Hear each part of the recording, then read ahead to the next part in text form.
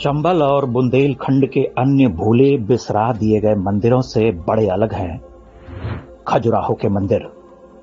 विश्व प्रसिद्ध हैं, लोग खिंचे चले आते हैं काम कला की कुख्यात मूर्तियों को देखने के लिए। अरे, प्राचीन भारत में क्या क्या होता था।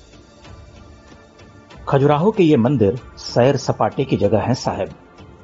गाइड ही गाइड हैं, साज सज्जा की वस्तुएं खरीदी बेची जा रही, बड़े बड़े कैमरे वाले अंग्रेजीदां टूरिस्ट हैं।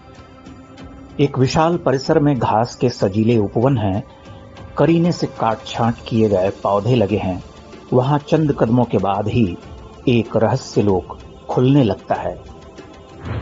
सामने बाएं दाएं ऊंचे ऊंचे कलात्मक शिखरों वाले देवालय प्रकट हो जाते हैं, मानो कोई चित्र कथा चल पड़ी हो।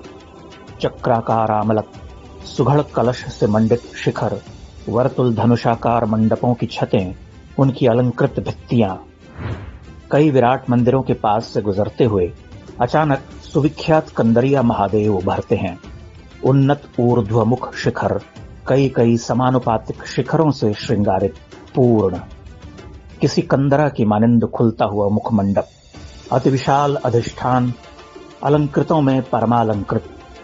शिखर के पीछे भगवान भास्कर की रश्मियां छिटकती हुई, ऊपर मेघ की पुष्पमालाएं। मालूम पड़ता है शतियों से साक्षात महादेव समाधिस्थ हैं यहाँ। ओह, यह तो भवभूति की करुणा और कालिदास की उपमा एक साथ मूर्तिमान हो गई है।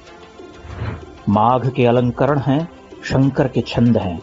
क्या देखें, कहां से प्रारंभ करें। 84 शैल श्रृंगों से शोभित मंदिर धीरे धीरे जब अपने विमान के सूच्यग्र को छूता है, तब किसी पर्वतराज की छवि उभरती है। मेरु पर्वत, महान, उत्तुंग। बाहरी भित्तियों के अत्यंत निकट पहुंचकर देखिए, कहां है वे केली की कुख्यात मूर्तियां। अरे, यहां तो जीवन की दैनंदिनी है। युद्ध के लिए जाते हुए सैनिकों के चिन्ह हैं, गणपति हैं, देवियां हैं, नाग कन्याएं हैं, अप्सराएं, यक्षिणियां, सप्त मातृकाएं, इंद्राणी और जीवन की विविध कथाएं। ओह, मध्य में दीख पड़ती हैं कुछ मूर्तियां, प्रणयी नर नारी काम कला को प्रदर्शित करते हुए। किंतु वे तो नगण्य हैं। 880 प्रतिमाओं वाले इस विहंगम मंदिर में उनकी संख्या तो 80 से भी कम है। तो फिर किस बात का हौवा है। और जिन प्रतीकात्मक चित्रों, जीवन रागों को यहां उत्कीर्ण किया गया है, उनमें से काम भी एक है। अरे, जरा शीश तो देखो, चेतना कैसी ऊर्ध्वाधर है। निकट से देखोगे तो ग्रीवा टेढ़ी हो जाएगी। पीछे हटो, अब देखो। यह मंदिर किसी तपस्या का प्रतिफल है। कैसी साधना, कैसा श्रम, कैसा ध्यान, कितनी ऊर्जा। कलावंतों के स्वेद कणों से कोई सलीला बह गई होगी। यह तो जीवंत महाकाव्य है, जिसे चट्टानों पर रचा गया है और यहाँ लोग सैलानी बनकर आते हैं। यह पर्यटन का स्थल है। तनिक गर्भगृह की ओर चलो बंधु। क्या तोरण, क्या वेदिकाएं और छतें, पत्र पुष्प कमल दल कीर्ति मुख, गूढ़ मंडप में 4 विशाल स्तंभ, ऊपर नीचे चित्रांकन अलंकरण, भीतर महादेव का श्वेत संगमरमरी शिवलिंग उपेक्षा से पीत पड़ गया है। अभिषेक स्पर्श खोजता है। चारों ओर अंधेरा है, यहां दीप नहीं जलते। ओह, यह तो विश्व धरोहर है, हमारा प्रार्थना स्थल नहीं। यहां तो लोग प्राचीन भारत में होने वाले सेक्स का मीटर जानने आते हैं। हम क्या ढूंढ रहे हैं। गर्भगृह के विस्मयकारी प्रदक्षिणा पथ पर धूप पड़ती है, छन छन कर भीतर आती है। कंध जैसे कॉलम पर काल की छाया उमड़ती है। कोई चित्रपट चलता है।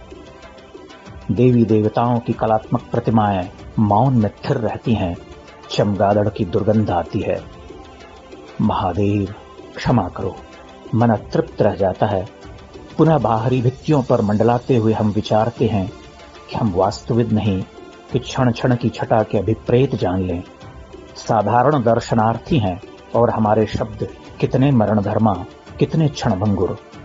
कैसा कालातीत है यह मंदिर। खंडित मंदिरों के त्यक्त अधिष्ठानों पर खड़े होकर कचोट होती है। यहाँ तो हर्ष और विषाद दोनों ने घेर लिया है। हर्ष अपने पूर्व पर, विषाद अपने वर्तमान पर। मध्य भारत के महानतम मंदिर को उसकी गरिमा लौटा दो। यह पर्यटन और सैर सपाटे के लिए नहीं रचा गया था। विद्याधर चंदेल ने ऐसे भविष्य के लिए कंदरिया महादेव का स्वप्न नहीं देखा था। यह तो बृहदीश्वर, कोणार्क, लिंगराज, विजयनगरम और चन्ना केशव के साथ गौरव से शीश उठाए खड़ा है। जरा देखिए तो सही, अधिष्ठान के मध्य हवन की अग्नि के समान दैदीप्यमान है यह देवालय।